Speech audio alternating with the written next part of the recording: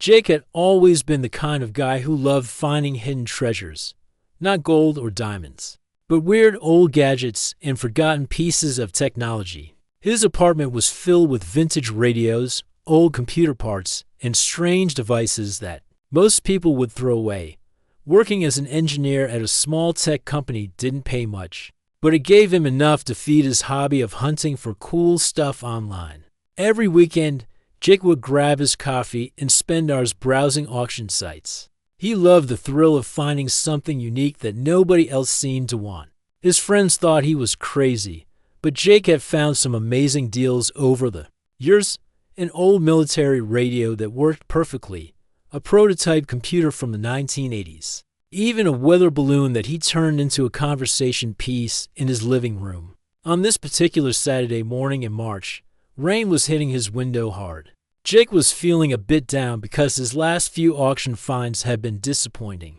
The vintage calculator he bought didn't work, and the rare telescope turned out to be a cheap toy. He was about to close his laptop when something caught his eye. The listing was buried deep in a government surplus auction site. Most of the stuff there was boring, old office chairs, broken computers, and rusty tools. But this one item stood out like a diamond in the rough. The title read Experimental Aerospace Vehicle, Non-Functional, Sold as is. The description was short and didn't say much, but the single blurry photo made Jake's heart skip a beat. What he could see looked incredible. There was a sleek, metallic craft sitting in what appeared to be a huge warehouse. Most of it was covered by a green tarp, but the visible parts showed smooth, shiny surfaces that didn't look like anything Jake had ever seen. The metal seemed to have an odd glow to it. Even in the poor lighting of the warehouse photo, Jake stared at the image for a long time. His engineering mind started working overtime. The design didn't match any aircraft he knew about. The curves were too perfect. The materials too advanced looking. It almost looked like something from a science fiction movie. But this was a real government auction site. The strangest part was the price. The starting bid was only $10. $10 for something that looked like it cost millions to build. Jake checked the auction details again, thinking there must be a mistake. But no, it was real. The auction was ending in just 20 minutes, and incredibly, there were no other bidders. Jake's practical side told him to be careful. This could be a scam. Maybe the photo was fake, or maybe the item was just a movie prop. But his curious side was screaming at him to take the chance. $10 wasn't much to lose, and if it was real, he could have the find of a lifetime. He read through the terms and conditions carefully. The item was located at a storage facility in New Mexico. The winner would have to pick it up in person. Within 2 weeks, all sales were final, no returns, no guarantees. The government wasn't responsible for anything that happened after the sale. Jake's hands were shaking as he watched the countdown timer. 5 minutes left, still no other bids. 3 minutes, 2 minutes, 1 minute. His finger hovered over the bid button. 30 seconds. 20, 10. At the last possible moment, Jake clicked the button and placed his bid. $10. The auction ended immediately. Jake held his breath as the page loaded. Then he saw it. Congratulations. You are the winning bidder. His heart was pounding so hard he thought it might jump out of his chest. He had just bought a mysterious aircraft for the price of a fast food meal. The confirmation email arrived within minutes. Reading it made everything feel real and terrifying at the same time. He had to contact a facility manager within 48 hours to arrange pickup. The address was for a secure storage facility outside Roswell, New Mexico. Of course it was Roswell, the most famous UFO town in America. Jake called his boss right away and asked for a week off. He made up a story about a family emergency, which wasn't entirely a lie. This felt like the biggest emergency of his life. Then he called a truck rental company and reserved the largest trailer they had. If this thing was real, he was going to need serious equipment to move it. That night, Jake couldn't sleep. He kept staring at the auction photo on his phone, zooming in on every detail he could see. The more he looked, the more convinced he became that this was something special. Something that could change everything he thought he knew about technology, and maybe even the world. His mind raced with possibilities. What if this was a secret military project? What if it was some kind of experimental aircraft that the government was quietly getting rid of? What if it was something even more incredible than that? Jake had always believed that the universe was full of mysteries waiting to be discovered. He had never imagined that he might stumble onto one of the biggest mysteries of all. For just $10 on a rainy Saturday morning, as he finally drifted off to sleep, Jake couldn't help but smile. Tomorrow, he would start the journey to New Mexico tomorrow. He would find out if his $10 gamble was the best deal ever or the biggest mistake of his life. Little did he know that his life was about to change in ways he could never have imagined. Jake barely slept for the next 3 days. Every time he closed his eyes, he saw that blurry photo of the mysterious craft. His co-workers noticed he was distracted, making small mistakes and staring off into space during meetings. But Jake couldn't focus on anything except what was waiting for him in New Mexico. The truck rental place gave him a strange look when he asked for their biggest trailer. The guy behind the counter asked what he was hauling, and Jake just said machinery. It wasn't exactly a lie, but it wasn't the whole truth either. How could he explain that he was driving halfway across the country to pick up something he bought for $10 that might be the most advanced aircraft ever built? The drive to New Mexico took 2 days. Jake had made this trip a few times before for work conferences, but this time felt completely different. Every mile brought him closer to either the greatest discovery of his life or the most embarrassing mistake he'd ever made. He kept checking his phone to make sure the confirmation email was still there, proof that this wasn't all just a crazy dream. As he drove through the desert, Jake's mind wandered to all the stories he'd heard about Roswell. Everyone knew about the famous incident in 1947, when something crashed in the desert and the military said it was just a weather balloon. Most people thought it was nonsense, but Jake had always wondered if there might be some truth to the stories. Now he was about to find out if his $10 purchase was connected to something much bigger. The storage facility was nothing like Jake expected. Instead of a simple warehouse, he found himself at a complex that looked more like a small military base. High fences topped with razor wire surrounded the property. Security cameras were everywhere. Guard towers stood at each corner, and men in uniform patrolled the perimeter. Jake's heart started racing as he approached the main gate. A serious-looking guard stepped out of the booth and asked for his identification. Jake handed over his driver's license and the auction paperwork, his hands shaking slightly. The guard studied the documents carefully, then made a phone call to someone inside. "Wait here," the guard said, disappearing back into the booth. Jake sat in his truck for 20 minutes, watching other guards walk by and wondering if he was in over his head. Finally, the first guard came back with a clipboard full of forms. "You need to fill these out," he said, handing Jake the paperwork. "Then you'll be escorted to the item." The forms were unlike anything Jake had ever seen.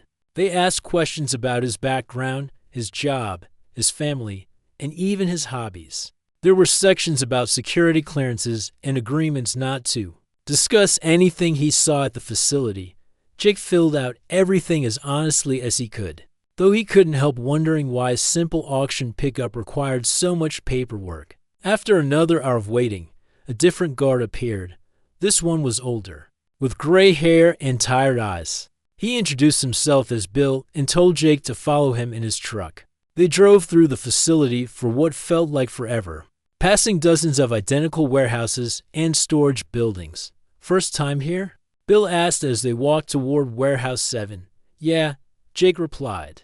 "I've never seen anything like this place." Bill chuckled. "Most people haven't. We store a lot of unusual items here, things the government doesn't know what to do with." They stopped in front of a massive building that looked like it could hold several jumbo jets. Bill pulled out a ring of keys and unlocked a small door set into the larger entrance. Inside, the warehouse was dimly lit, filled with shadows and the smell of old metal. "Your item is over here," Bill said, leading Jake toward the back of the building. "I have to warn you, it's not what most people expect." Jake's heart was pounding as they approached a large shape covered by green tarp. Bill grabbed one corner of the covering and looked at Jake. "Ready?" he asked. Jake nodded, not trusting his voice to work properly. Bill pulled away the tarp, and Jake's world changed forever. The craft was even more incredible than the photo had suggested. It was about 30 feet across, perfectly round, and made of some kind of metal that seemed to shimmer in the warehouse. Lights. The surface was completely smooth, with no visible seams, bolts, or joints. It looked like it had been formed from a single piece of material. "What is it?" Jake whispered. Bill shrugged. "Nobody knows for sure. It's been sitting here since the 1980s. Part of some classified program that got shut down. The higher-ups decided to get rid of it, but nobody wanted to buy it. Too weird, they said." Jake walked around the craft slowly, taking in every detail. Up close, he could see that the metal wasn't just shiny. It actually seemed to glow with a faint inner light. When he reached out to touch it, the surface felt warm, almost like it was alive. "How are we supposed to move this thing?" Jake asked. Bill pointed to a massive crane system mounted on the warehouse ceiling. "We've got equipment for loading it, but I have to ask, what are you planning to do with it?" Jake looked at the incredible machine in front of him. "I honestly don't know," he said, "but I'm going to find out." The loading process took the entire afternoon. The craft was surprisingly light for its size, but it still required careful handling. As they secured it to Jake's trailer, Bill handed him a manila envelope. "These are the only documents we have about it," he said.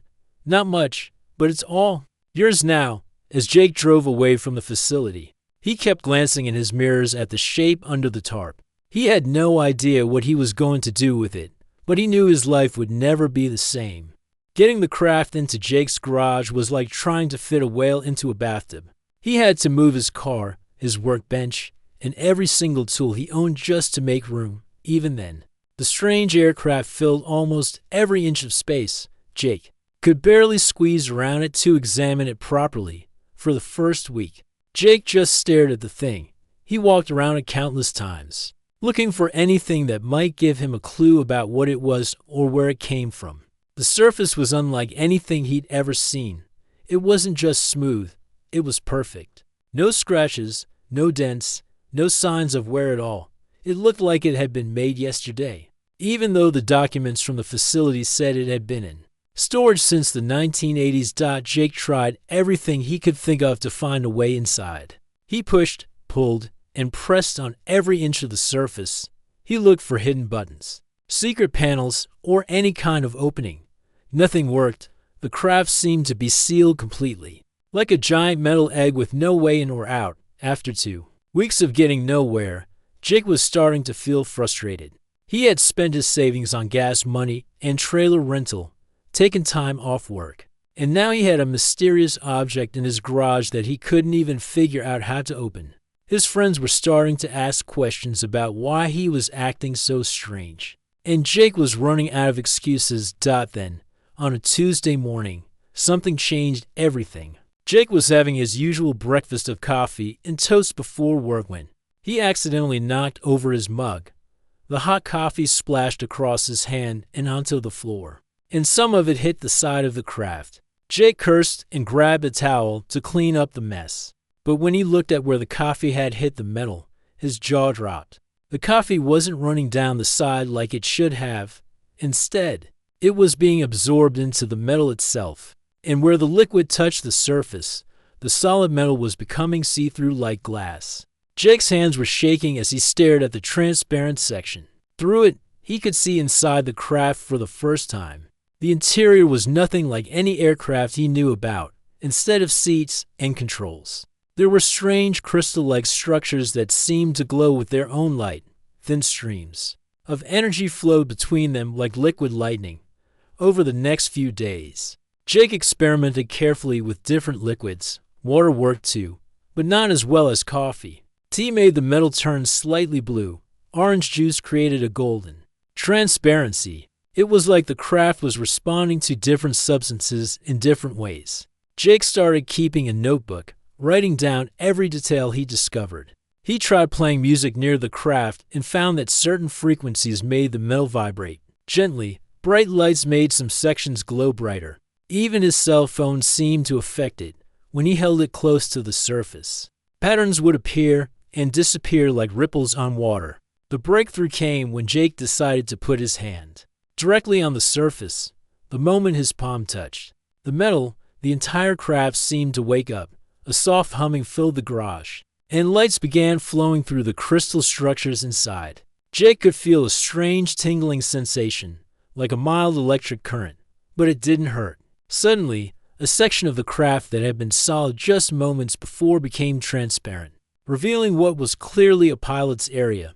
The seat looked like it was made of the same flowing metal as the outside, and the controls were unlike anything Jake had ever seen. Instead of buttons and switches, there were floating symbols that pulsed with different colors. Jake knew he was in over his head. This wasn't just some experimental aircraft. This was technology that was far beyond anything humans had ever built. He needed help. But who could he trust with something like this? He thought about his old college professor, Dr. Rodriguez, who had always encouraged Jake to think outside the box. The man had worked for NASA for 20 years before becoming a teacher, and he was the smartest person Jake knew. If anyone could help him figure out what he was dealing with, it would be him. Jake called his old professor and asked if they could meet for coffee. He didn't explain why, just said he had found something interesting and needed advice. Dr. Rodriguez agreed to come over the next weekend. When the professor saw the craft, his face went completely white. He walked around it slowly, just as Jake had done weeks earlier. But his trained eye caught details that Jake had missed. He asked Jake to demonstrate the transparency effect, and when Jake poured coffee on the surface, the older man actually gasped. "This is impossible," Dr. Rodriguez whispered. "The materials, the design, the way it responds to stimuli, this is at least 50 years ahead of anything we have today." They spent the entire weekend examining the craft together. The professor brought some basic testing equipment, and they discovered that the metal wasn't just one material. It was somehow made of multiple substances that flowed together like liquid, but stayed solid. The energy systems inside seemed to be powered by something they couldn't identify. "Jake," Dr. Rodriguez said on Sunday evening, "you need to be very careful about who you tell about this. If word gets out, you're going to have every government agency, every defense contractor, and every scientist in the world knocking on your door. This could change everything we know about physics, materials science, and space travel." Jake nodded, understanding the weight of what his professor was saying. His $10 purchase wasn't just a curiosity anymore. It was potentially the most important discovery in human history. That night, after Dr. Rodriguez left, Jake sat in his garage staring at the craft.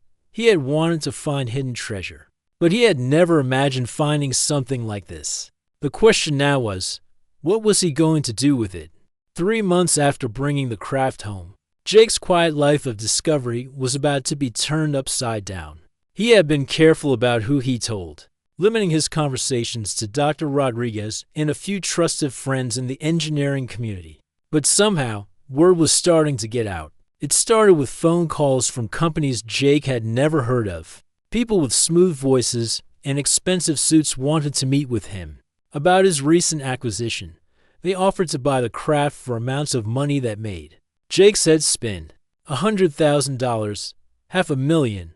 One caller even mentioned 7 figures. Jake turned them all down. He wasn't ready to sell something he barely understood. But the calls kept coming, and the offers kept getting bigger. It was flattering and terrifying at the same time. Then came the day that changed everything. Jake was in his garage, as usual, trying to understand more about the craft's systems. He had discovered that certain hand movements near the control area made different symbols appear and disappear. It was like learning a new language, but one that was written in light instead of words. He was so focused on his work that he didn't hear the car pull into his driveway. He didn't notice the footsteps on his front porch or the gentle knock on his door. It wasn't until he heard voices in his backyard that he realized he wasn't alone. "Mr. Jake Thompson?" A woman's voice called out. "We need to speak with you."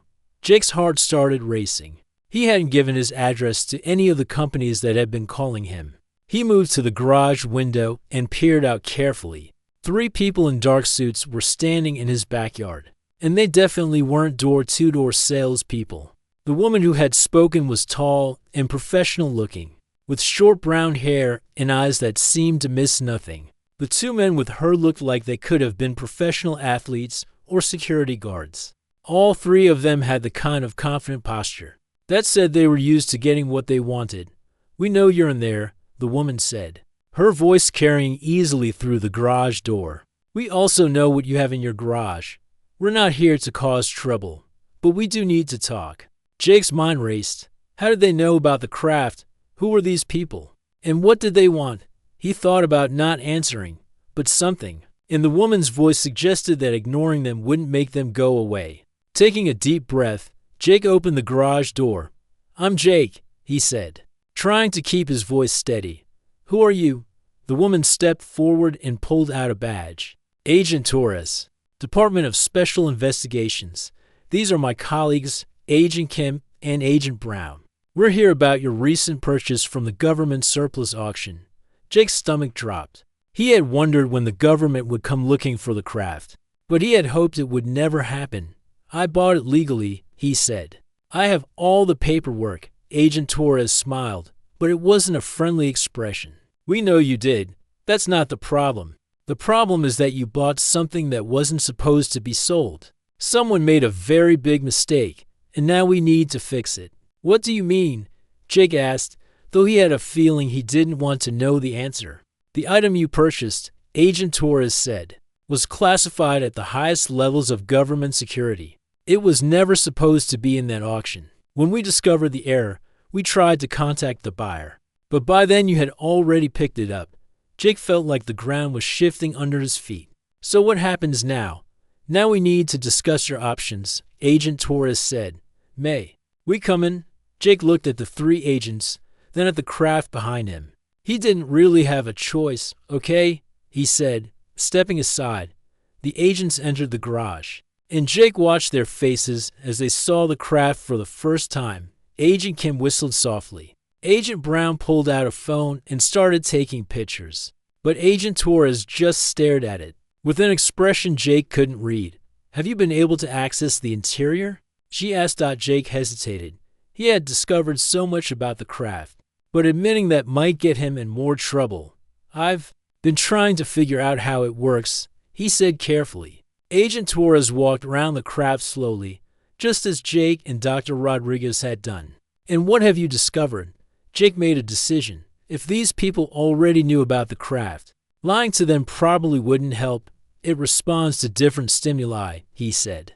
"Liquids, sounds, touch. It's like it's alive somehow." The agent nodded as if this confirmed something she already knew.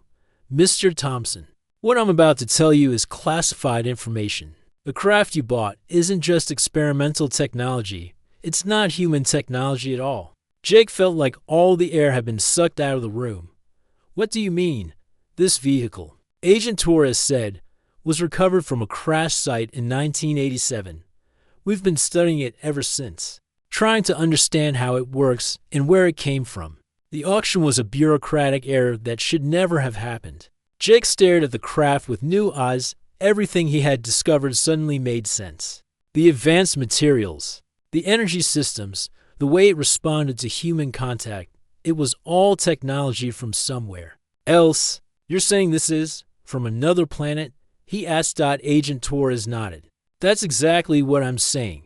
And now we need to decide what to do about it." Jake's mind was spinning. His $10 purchase was an alien spacecraft.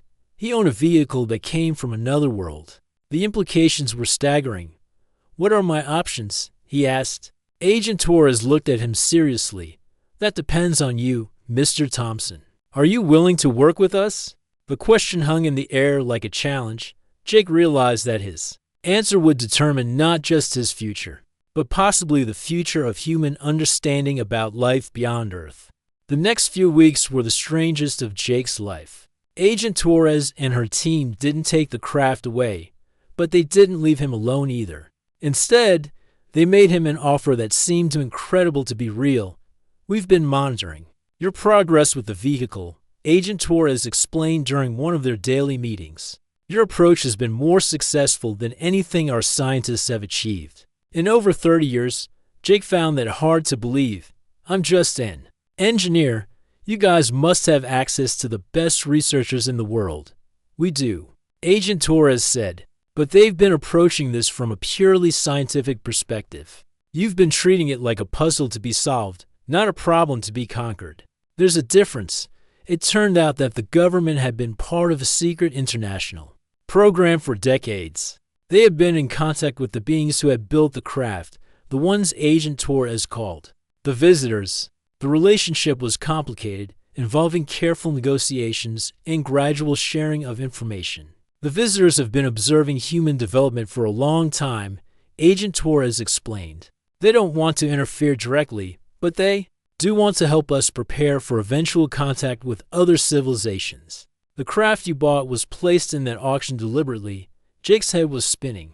You're saying they wanted someone to find it? Not just someone, Agent Torres said. Someone like you, someone curious enough to investigate, smart enough to figure out how it works, and honest enough to handle the responsibility. The government had been watching Jake since the day he won the auction. They knew about every discovery he had made, every test he had run, every conversation he had with Dr. Rodriguez. They had been waiting to see what he would do with the knowledge. We've been testing you, Agent Torres admitted. Not just your technical skills, but your character. The visitors are very particular about who they work with. Jake felt a mixture of anger and amazement. So this was all planned, not planned. Agent Torres said, orchestrated. There's a difference. You still had to make the choice to bid on the craft. You still had to decide to investigate it. You still had to choose to be honest about what you found. The revelation that changed everything came when Agent Torres brought Jake to meet one of the visitors. The meeting took place in a secure facility that made the storage warehouse in New Mexico look like a convenience store. Jake was escorted through multiple security checkpoints, past laboratories filled with technology he couldn't even begin to understand, and into a room that seemed to exist in a different dimension. The visitor didn't look like the typical alien from movies and TV shows. It was tall and slender, with skin that seemed to shift between different shades of blue and silver. Its eyes were larger than human eyes, but not unnaturally so. When it spoke, Jake could hear the words in his head rather than through his ears. Hello, Jake, the visitor said. We have been watching your progress with great interest. Jake's voice caught in his throat. You're real, as real as you are, the visitor replied. We have been preparing for this moment for many years. Your species is ready for the next phase of development. The visitor explained that humanity was approaching a critical point in its evolution. Technology was advancing rapidly, but wisdom was lagging behind. The visitors had been working with selected humans to help bridge that gap, preparing Earth for its place in a larger community of intelligent life. The craft you found, the visitor said, is a teaching tool. It responds to your thoughts, your emotions, your intentions. It has been learning about you just as you have been learning about it. Jake thought about all the time he had spent in his garage working with the craft. It's been studying me, in a way, yes, but not invasively. It has been understanding your character, your motivations, your capacity for growth. We needed to know if you were ready for greater responsibility. The visitor made Jake an offer that would change his life forever. They wanted him to join a select group of humans who worked as intermediaries between Earth and the visitor's civilization. He would travel to other worlds, learn about technologies that could help humanity, and eventually help prepare his species for open contact with alien civilizations. This is not a decision to take lightly. The visitor warned, if you accept, you will leave your old life behind. You will become part of something much larger than yourself. Jake thought about his quiet life as an engineer, his small apartment, his weekend hobby of hunting for interesting gadgets. Then he thought about the incredible journey that had started with a $10 bid on a government auction. What about my family, my friends, my job? They will be told that you have accepted a position with a classified government program. Agent Torres said, it's not entirely untrue. You will be able to maintain some contact, but your new responsibilities will require long periods of absence." Jake looked at the visitor, then at Agent Torres, then back at the alien being who was offering him the chance to explore the universe. It was the opportunity of a lifetime, but it was also a leap into the unknown that he could never come back from. "How long do I have to decide?" he asked. "The choice is yours to make," the visitor said, "but know that opportunities like this do not come often. Your species is at a crossroads. You can be part of helping it move forward, or you can return to your old life and wonder what might have been." Jake thought about all the discoveries he had made in his garage, all the mysteries he had uncovered, all the questions that still needed answers. He had always been curious about the universe and his place in it. Now he was being offered the chance to find out. "I'll do it," he said. The visitor's expression, or what Jake interpreted as an expression, seemed pleased. "Then your real education begins now." 6 months later, Jake's old neighbors sometimes wondered what had happened to the quiet engineer who used to live in the house with the big garage. Government officials had come and cleaned out his belongings, saying something about a special assignment. The house was sold and new people moved in. But on clear nights, when the stars were bright, some people in the neighborhood reported seeing unusual lights in the sky. They moved in patterns that were too precise to be natural, too purposeful to be random. Those who knew the truth understood that Jake was still out there, somewhere among the stars, learning things that would someday help all of humanity. His $10 gamble had paid off in ways he could never have imagined. He had found the deal of a lifetime, and it had taken him to places beyond his wildest dreams.